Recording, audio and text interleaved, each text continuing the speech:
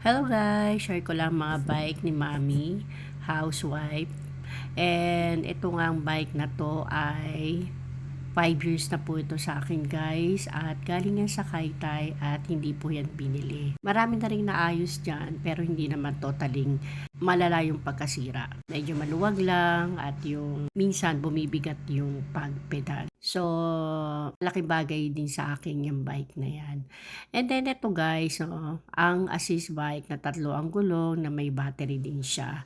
At na nasasama din siya sa bagong modelo ngayon ng bagong mga assist bike kasi yung pindutan niya guys ay same pa din sa mga ibang brand new talaga. So second hand to na binili ni Daddy sa auction. Ang purpose naman nito kung bakit ako binilhan kasi nung nasa first home kami palagi ako nagkakaymono and maganda naman daw itong gamitin dahil kahit marami akong dala malalagay ko sa likod at the same time yung gulong ay hindi siya binobombahan. Kaya kahit mabigat ang dala ko, ay kayang-kaya nito.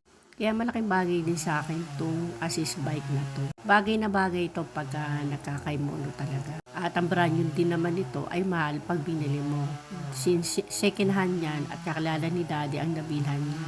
Kaya yan ang second collection ni Mami Housewife. Naibaba ko na rin yan dito sa bundok ng Taralaga guys at 14 minutes din ang inabot pababa. And then ito na nga yung pan-third na bike na collection ko. So second hand siya guys at old model na to guys at makita nyo puan, no? Medyo ano na yung kanyang leather niya and then yung pintutan guys tingnan nyo old model na yan talaga. Malayong malayo sa moderno ng bagong mga assist bike and ayan nga power and then yung battery makikita nyo. And dito nga guys 1, 2, 3 pinipindot yung bilis ng pagpedal.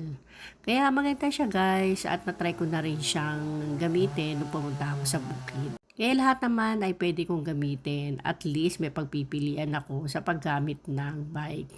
Pag nandito mga anak ko, pwede nila gamitin, di ba? At least marami akong bike dito. At yan yung luck guys. Syempre soon, baka magkasama-sama kami dito. At least may mga bike na rin. So yan lang guys, mag-share ni Mami Housewife. Thanks for watching dito sa bundok ng Taralala sa second home.